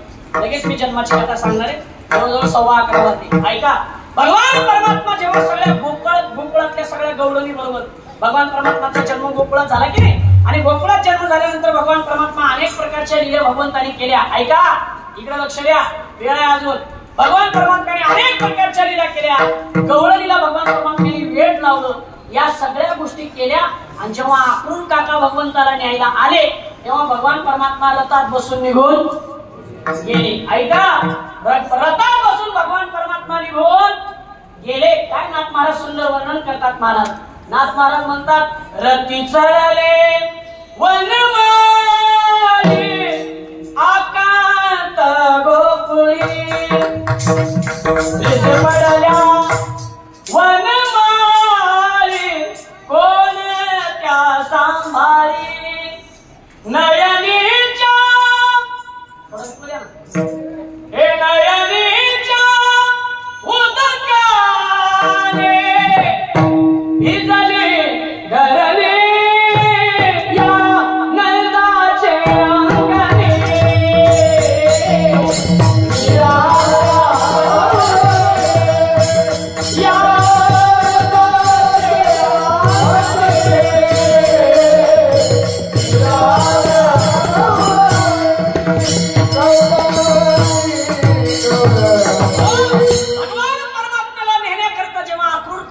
मला सांगायचंय, मज सोडवी दाताला कर्मापासून दुसरा. कुणाचं कर्म काय असेल भगवान परमात्म्याने कसं सोडवलं एवढं सांगणार आहे.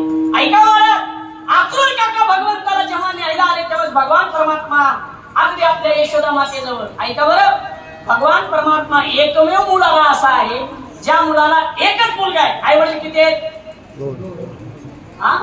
2 आहेत. मी आता ती कथा सांगत बसणार नाही, ती कथा मी पुढच्या वर्षी 100% सांगेन, कारण मी पुन्हा येईल. येईल ना? येईल ना, मी पुन्हा येईल. पुढच्या वर्षी 100% ती कथा सांगू. आलो तर तसा घेऊ आपण. एका भगवंताला 2 आई वडील. कधी ऐकली का कथा तुम्ही? हो का नाही? नाही? मागच्या वर्षी मीच सांगितली, तुमच्या लक्षात राहत नाही. बरं आहे, लक्षात द्या.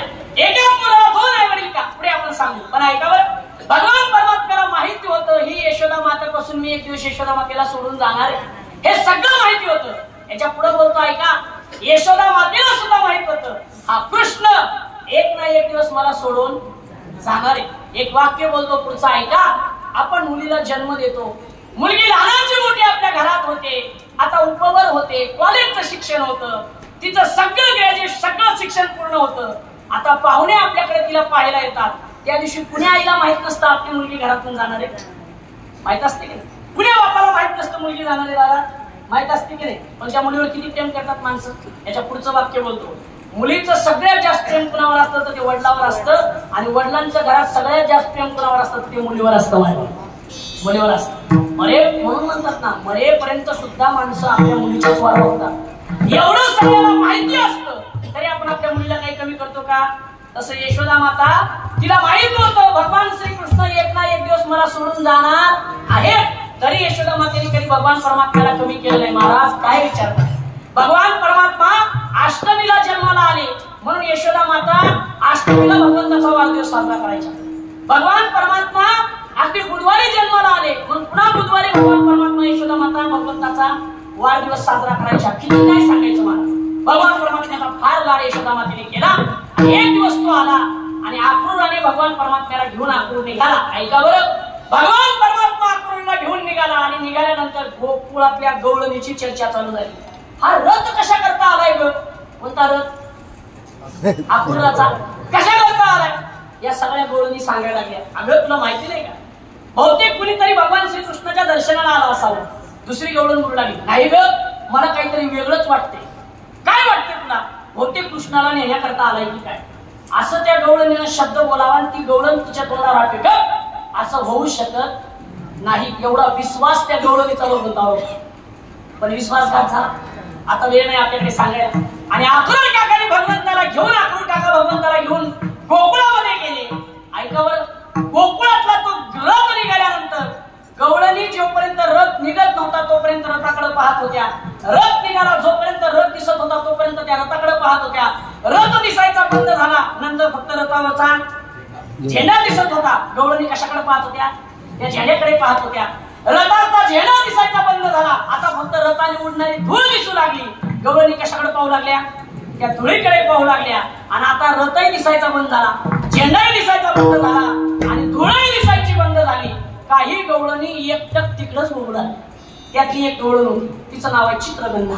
ऐका, ती चित्रगंधा नावाची गवळण भगवंताच्या प्रेमामध्ये एवढी वेळी झाली महाराज. भगवान परमात्मा तिला सोडून गेले आणि सोडून गेल्यानंतर त्या चित्रगंधेने भगवान परमात्म्याचं सुंदर चित्र काढलं महाराज. भगवान परमात्म्याचा पहिल्यांदा मोरपीस काढला. भगवान परमात्म्याचं जशास तसं मुख काढलं.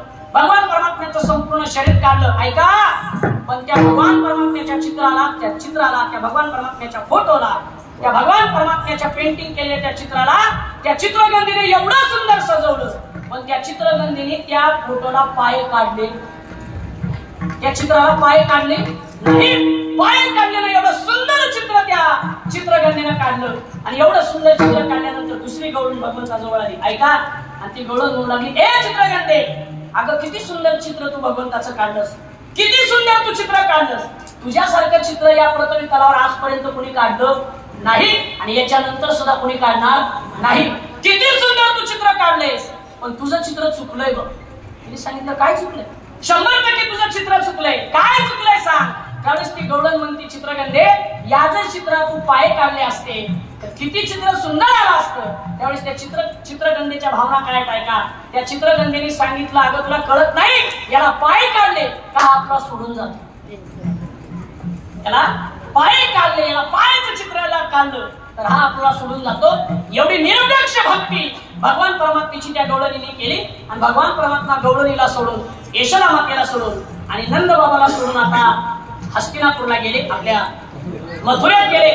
तिकडे मथुरेत गेल्यानंतर बरेच कार्य भगवान परमात्म्याने केलं. त्या कार्याचं मला वर्णन करायचं नाही. अनेक कार्य भगवान परमात्म्याने केले. एक दिवशीचा प्रसंग, भगवान परमात्मा एकटेच रथ जुंपला आणि भगवान परमात्मा यमुनेच्या डोहावर जाऊन बसले. संध्याकाळची वेळ होती आणि जगाचा बाप असणारा भगवान श्रीकृष्ण रडू लागला. ऐकताय का तुम्ही? ऐका, एवढा दृष्टांत सांगायचे मला. भगवान परमात्मा त्या नदीवर बसले, दिवस मावळतीला गेला होता आणि भगवान परमात्मा गोकुळाकडे पाहून रडू लागले. ऐका, भगवान परमात्म्याचा एक ज्ञानी भक्त होता आणि त्या भक्ताचं नाव आहे उद्धव. ते उद्धव म्हणजे जगद्गुरु तुकोबा आहे. आता मला विस्तार करायचा नाही. आणि ते उद्धव भगवान परमात्म्याच्या जवळ होते आणि उद्धवजींनी भगवान परमात्म्याच्या डोळ्यातले अश्रू पाहिले. ऐका, उद्धवजीने भगवान परमात्म्याच्या डोळ्यातले अश्रू पाहिले. अरे हा जगाचा बाप आहे, याच्या सत्तेशिवाय जग चालत नाही. आणि हा रडतोय. कोण म्हणलं देव रडत नाही? देव रडतो, देव खातो, देव आपल्यासोबत झोपतो. फक्त भाव कसा पाहिजे? कसा भाव पाहिजे? मी कदाचित बोललोय असेल याच्यात. देव खातो, पण देवाला खाऊ घालण्याची आपली वृत्ती राहिली नाही. तुमच्याकडे कशी पद्धत आहे मला माहित नाही. आमच्या पुणे जिल्ह्यात या बारक्या पोराकडे नैवेद्य देतात आणि त्या पोराला सांगतात, बाया जा नैवेद्य दाखवून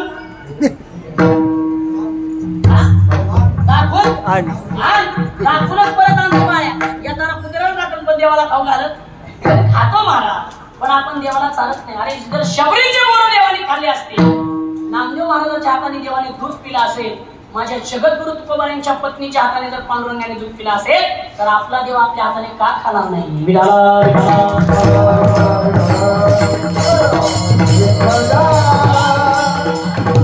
महाराज सुंदर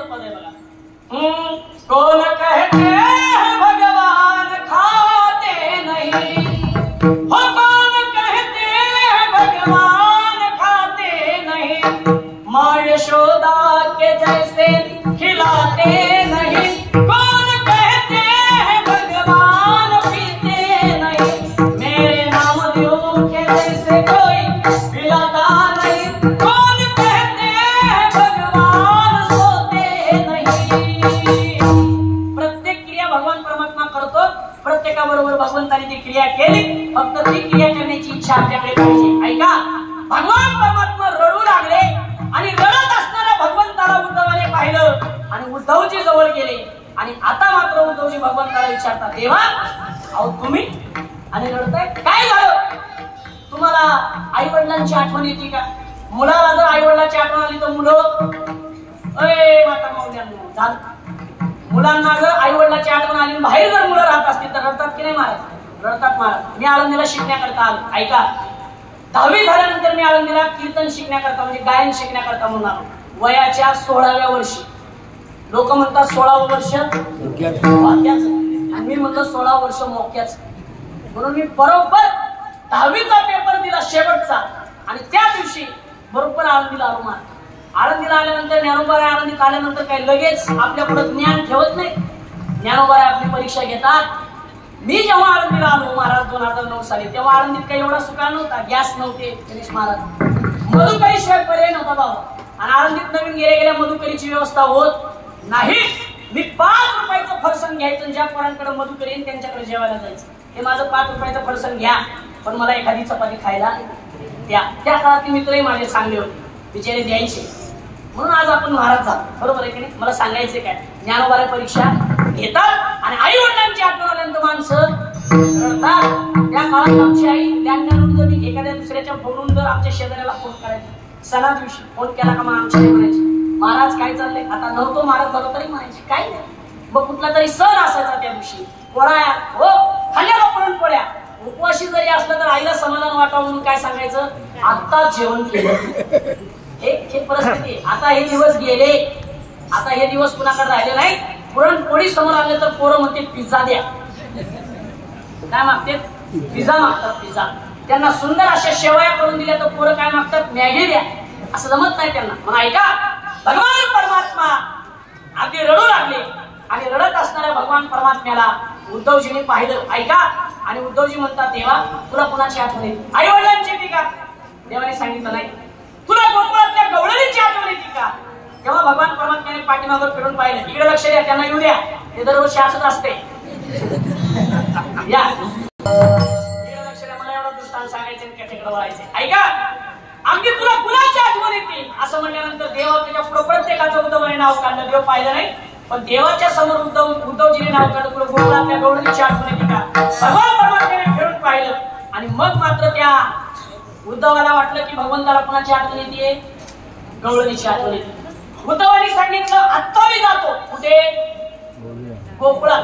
आणि तुझा काय निरोप असेल तो निरोप गवळणीला सांगतो. भगवान परमात्म्याने सांगितलं, ठीक आहे जा. जा म्हणल्यानंतर महाराज उद्धवजीने रथ जुंपला. जसा अक्रूराने रथ जुंपला होता भगवंताला आणण्याकरता, तसा उद्धवजीने रथ जुंपला आणि रथ घेऊन तो उद्धव भगवान परमात्म्याच्या द्वारामध्ये गेला. कुणाच्या? यशोदा मातेच्या आणि नंद बाबाच्या दारात गेला. आणि रथ पाहिल्यानंतर ज्या रथाची अहोरात्र वाट पाहत होत्या त्या गवळणी, पुन्हा त्या सगळ्या गवळणी एकत्र आल्या.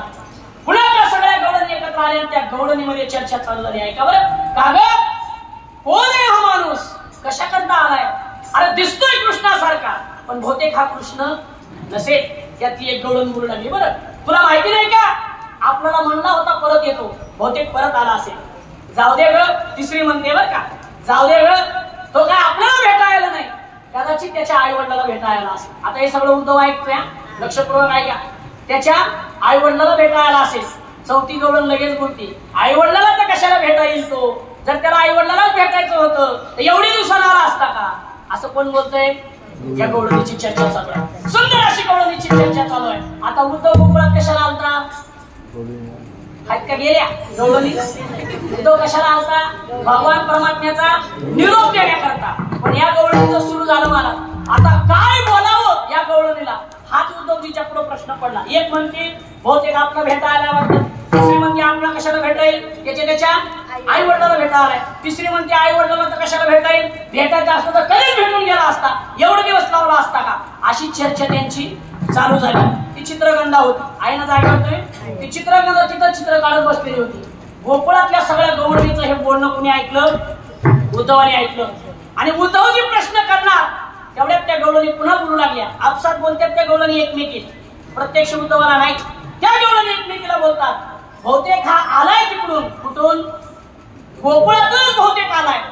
दुसऱ्या गवळणीने विचारलं, का ग तू गोकुळातून आलाय हे तुला कसं कळलं? किती उत्तर सुंदर देतात त्या गवळणी. ऐका, ती गवळण म्हणते, अगं माझा भगवान श्रीकृष्ण कपाळाला चंदन लावतो आणि त्याच्या शेजारी कदाचित हा बसला असेल, याच्या शरीराचा सुगंध चंदनासारखा येतो, अशी भक्ती असावी माझी. एवढी भक्ती श्रेष्ठ असेल. कसा वास येतो त्याच्या शरीराचा? चंदनासारखा. अहो त्याच्या शरीराचा वास आता की नाही माहित नाही, पण ही कल्पना कोणाची आहे? त्या गवळणीची. दुसरी गवळण काय म्हणते माहितीये का? ऐका, दुसरी गवळण म्हणते, वेडेस तू, अगं त्याच्या शरीराचा सुगंध चंदनासारखा येत नाही, कदाचित त्यांनी भगवान परमात्म्याच्या चरणावरचं चंदन काढून आपल्या कपाळाला लावलं असेल, बघ पुढे जाऊन त्याच्या कपाळाला तुझं चंदन दिसतं की काय. असा संवाद त्या गवळणीचा चालू होता. आणि तो चालू असलेल्या गवळणीचा संवाद असताना या उद्धवाने विचार केला, आता भगवान परमात्म्याचा गवळणीला निरोप तरी काय द्यायचा, द्यायचा तरी काय निरोप, आणि कसा निरोप द्यायचा. त्यावेळेस गवळणीला निरोप देण्याकरता उद्धवजी पुढे आले. सर्वांचा संवाद घेतला. त्यावेळेस त्या गवळणीने सांगितलं, अरे करतुम अन्यथा करतुम, तो भगवान परमात्मा आहे ना, आहे ना. मग जा उद्धवजी, जा आणि त्या भगवान परमात्म्याला सांगा, आम्ही जर तुमचे अंश अवतार असाल तर आमचा सुद्धा स्वीकार तुम्ही करा, करशी अंगीकार, तरी काय माझा भार.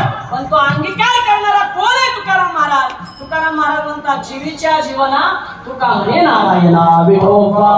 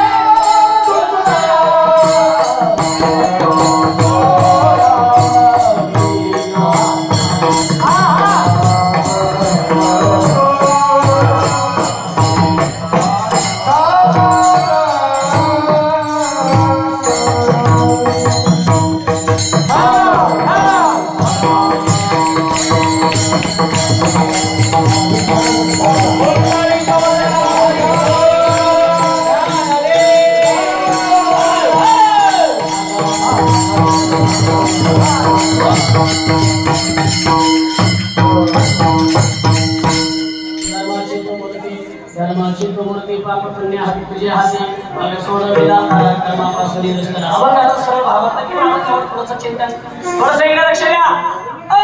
मुख्यमंत्र्याच्या लाडक्या बहिणी हा ओके कशा सायलेंट झाल्या बघा बरं. तुम्हाला एक सवय लागली आता मुख्यमंत्र्याच्या लाडक्या बहिणी म्हणल्या तुम्ही लोक बसणार आहे. एकदा लक्ष द्या. तुम्ही जरी मुख्यमंत्र्याच्या लाडक्या बहिणी असल्या तर आम्ही सुद्धा लाडके दाजी हा एकदा लक्ष द्या. मायबाप अभंगाचा सरळ भावार्थ थोडंसं अभंगाचं चिंतन करण्याचा प्रयत्न केला. थोडंसं अगदी प्रासंगिक कीर्तन असल्यामुळे भगवान श्रीकृष्णाच्या जन्माची कथा आणि उर्वरित 5 मिनिटांमध्ये भगवान श्री ज्ञानोबा यांच्या जीवनचरित्राची कथा आणि थोडंसं भारत स्वतंत्र दिने त्याच्यामध्ये 5-5 मिनिट बोलतो.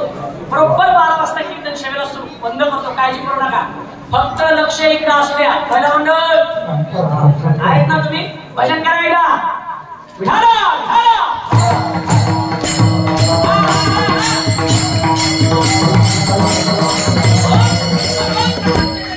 सगळ्यांना कथा माहिती आहे पण सालाबादाप्रमाणे कीर्तन करायचं आद्य कर्तव्य सांगितलं पाहिजे. हे जर सांगितलं नाही तर लोक म्हणजे कीर्तन करणे कीर्तन भरू नका. कार्यकर्ते तुम्ही हळून चालले ना तुमचं चालू द्यायचे माझं झालं तुमचं द्या. आणि भगवान परमात्म्याचा जन्म कसा झाला आपल्या सर्वांना माहिती आहे. मायबाप ऐका. भगवान परमात्मा जन्म कशा करता घेतो हे सर्वांना माहिती आहे. कशा करता घेतो भगवान परमात्मा जन्म.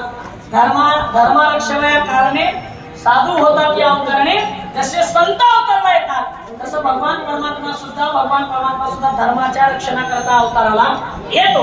अवतार घेणं म्हणजे काय. अवतरणं म्हणजे काय.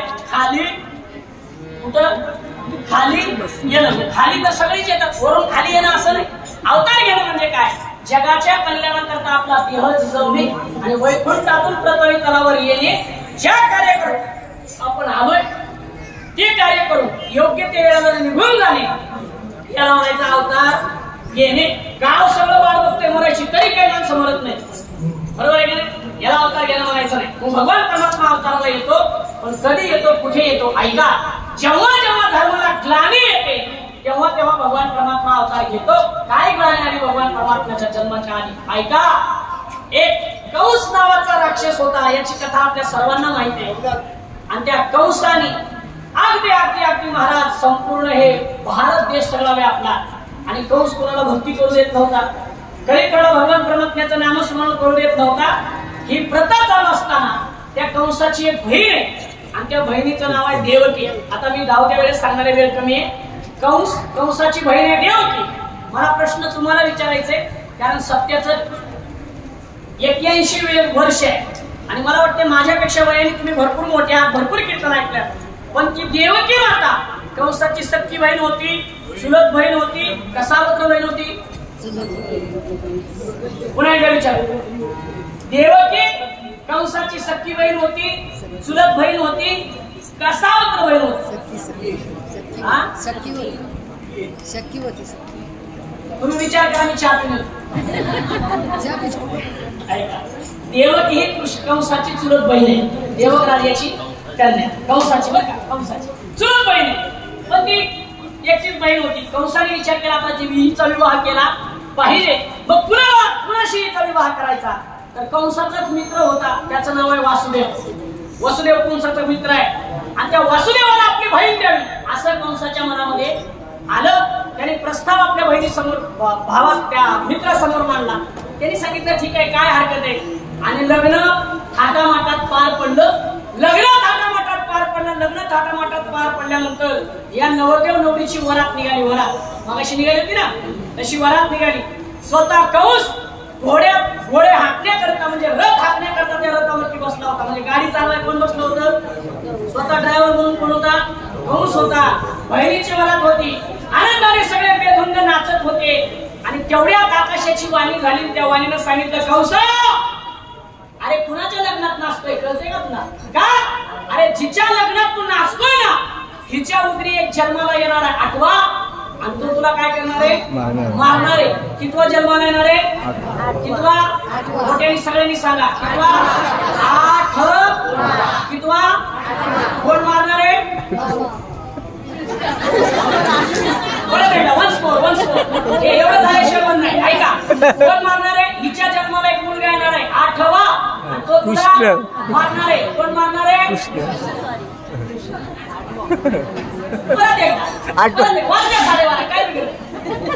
हिच्या उदरी एक मुलगा जन्माला येणार आहे 8वा आणि तो तुला मारणार आहे. कोण मारणार आहे? 8वा. कोण मारणार आहे? कोण मारणार आहे? 8वा. कोण मारणार आहे? 8वा. कोण मारणार आहे? आठवलं ना? बस संपला विषय. त्या कंसाला सांगत नाही ती ध्वनी आपल्याला सांगते 8वा तुम्हाला कुणीतरी मारणार आहे. मग त्या कंसाला सांगितलं अरे तुला तू मारणार आहे 8वा मारणार आहे. 8वा जरा मारणार आहे म्हणून भक्ती करायची असते, मारू नये म्हणून. 8वा जरा मारणार आहे. कंसाला राग आला. कंसाने ते घोड्याचे कासरे सोडले. घेऊन या खड्ग मारा या धावला हात जो धरला.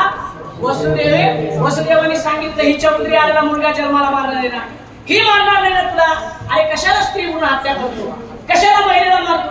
म्हणजे त्या काळातल्या सुद्धा राक्षसाला कळत होतं महिलेला मारू नये. त्या काळातल्या राक्षसाला कळत होतं महिलेला मारू नये. आणि आताचे राक्षस 32 तुकडे करतात दिल्लीत, करतात की नाही? आता ते संत महाराज 32 तुकडे करायचे. आता ड्रम मध्ये भरायचं आलंय, कळलं नाही का तुम्हाला? आता बारी त्यांची संपली, बारी कुणावर आली? आता आपल्यावर आली. बरोबर आहे की नाही? ऐका लक्ष द्या. अगदी वाटते ते मारतय. मग त्यांनी सांगितलं हिचा 8वा मारणार आहे ना, काळजी करू नकोस. जो काही मुलगा होईल तो तुला आणून दे, पण हिला मारू नकोस. ठरलं. दोघांनाही कारावासामध्ये टाकण्यात आलं. कंसाला, वसुदेवाला आणि देवकीला कारागृहात ठेवण्यात आलं. कारागृहात ठेवण्यात आल्यानंतर पहिल्यांदा मुलगा जन्माला आला. मुलगा जन्माला आल्यानंतर वसुदेवाने तो हातात घेतला. शब्द दिल्याप्रमाणे शब्दाला पाळणारा, शब्द पाळणारा वसुदेव होता. शब्द पाळणारा वसुदेव होता. एकाला शब्द दुसऱ्या सगळं लग्न असं वसुदेवाचं नव्हतं. आलं का लक्षात? बरोबर आहे ना? एकाला शब्द दुसऱ्या सगळं असा वसुदेव नव्हता. हा, लय अवघड झालंय सध्या. मग त्या वसुदेवाने शब्द दिल्याप्रमाणे झालेलं मूल घेतलं आणि ते मूल घेऊन कंसाकडे गेला. कंसाने ते छोटं मूल पाहिलं. माझ्या बोलण्याकडे जरा लक्ष द्या. आणि कंसाच्या अंतःकरणामध्ये दया निर्माण झाली. महाराज कंसाने विचार केला केवढंच हे बाळ आहे, केवढेशे याचे डोळे, केवढेशे याचे पाय, केवढेशे याच्या पायाचे बोट आहे, त्या बोटाचे नख किती सुंदर आहे, याचे ओठ किती सुंदर आहे, याचे डोळे, याच्या पापण्या, याच्या भोवया किती सुंदर आहेत. आणि तो कंस होता. पण नुकत्याच जन्माला आलेल्या बाळाच्या प्रेमात पडला महाराज कंस. आणि कंस म्हणू लागला आता आपण याला मारायचं नाही. कंसाला दया निर्माण झाली आणि कंसाने वसुदेवाला म्हणून घेतो दाजी, दाजी तुमच्याकडे काय म्हणतात भाऊजी, चिच्चू चिच्चू नवीन निघालेलं काय चिच्चू काय ना कॅशन आणि मान. आईला मम्मी म्हणत होते तोपर्यंत ठीक आहे. मायला आई म्हणत, माय शब्दाची आई म्हणत, आईची मम्मी इथपर्यंत मग का झालं मग डॅड. आता डॅड होता इथपर्यंत ठीक आहे. फादर पोरा हल्लीची बापाला डायरेक्ट फादर म्हणतात महाराज. बाबाचा फादर झाला, मॉमची मम्मी, मम्मीची मॉम झाली, ताईची शिस झाली, शिस. बरोबर ना? आपण सिस्टर सुद्धा म्हणत काय म्हणतो शिस, शिस. आणि भावाला ब्रदर सुद्धा नाही, ती काय म्हणते भावाला ब्रो. आज कोण भरून दादा म्हणा ना, काय अडचण, कोण भरून दादा म्हणा ना. दादा अहो काय झालं तुम्हाला खरं सांगा, दादा शब्द तेवढी ताकद आहे ना मला एखाद्याने दादा म्हणलं आनंद वाटतो. एखाद्या कोण भरून दादा म्हणा ना त्याला काय करायचं बोलता येत नाही तरी माणसं सर म्हणते. काय सर म्हणायचं माहिती नाही, काय दादा म्हणा बरं. आपला भाव आहे का नाही? पूर्वी शास्त्र असं सांगतं घराची मुलगा जन्म मोठा त्याला सगळेजण दादा म्हणायचे, वडील सुद्धा. आपण भावाला काय म्हणलं पाहिजे दादा, वडिलाला काय म्हणलं पाहिजे बाबा, आईला काय म्हणलं पाहिजे आई, बहिणीला काय म्हणलं पाहिजे ताई. दिदी सुद्धा नाही, दिदी आपली नाही. मराठी माणसाकडे दिदी, दिदी कर्नाटक मधली आहे, दिदी त्या ह्याची कुठली राजस्थानची, ते लोकांनी दिदी म्हणायची. महाराष्ट्रात जन्माला आलेल्या मराठी माणसाने बहिणीला दिदी म्हणायचं. काय म्हणायचं मग ताई. नाही ताई मला वाटत नसलं तर आक्की म्हणायचं. आक्का आहे का शब्द तुमच्याकडे? नक्की म्हणा, असं प्रेमाने बोला, एकदम चांगलं वाटतं मला. तसा हा वासुदेव कुणाकडे गेला? कंसाकडे गेला ना.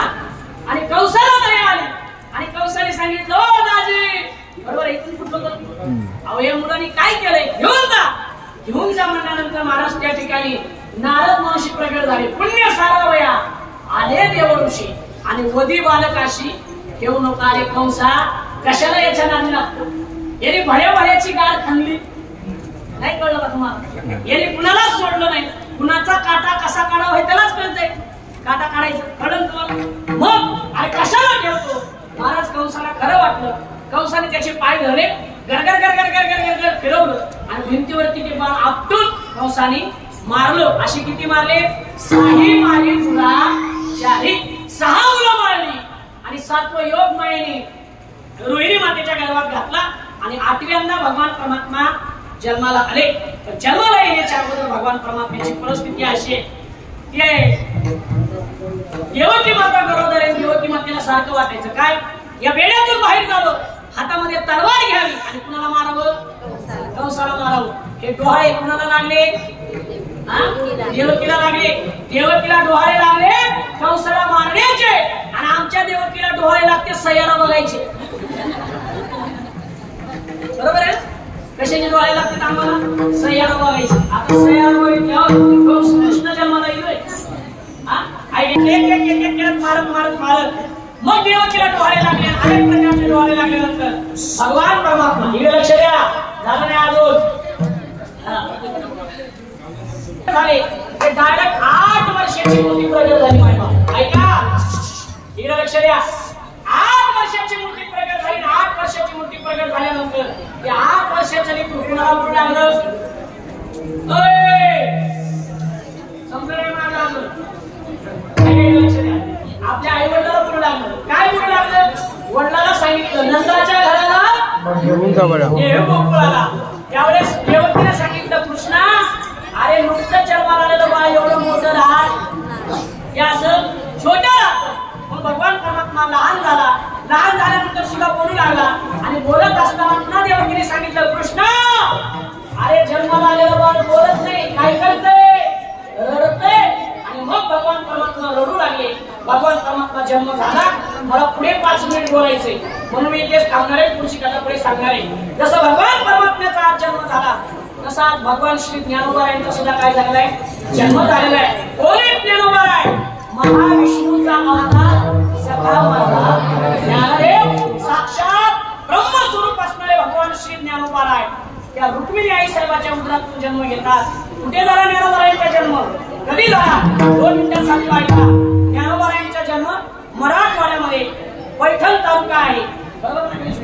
पैठण तालुका, संभाजीनगर जिल्हा. त्या पैठणमध्ये आपेगाव नावाचं गाव आहे आणि त्या आपे गावामध्ये भगवान श्री ज्ञानोबा यांचा जन्म झाला.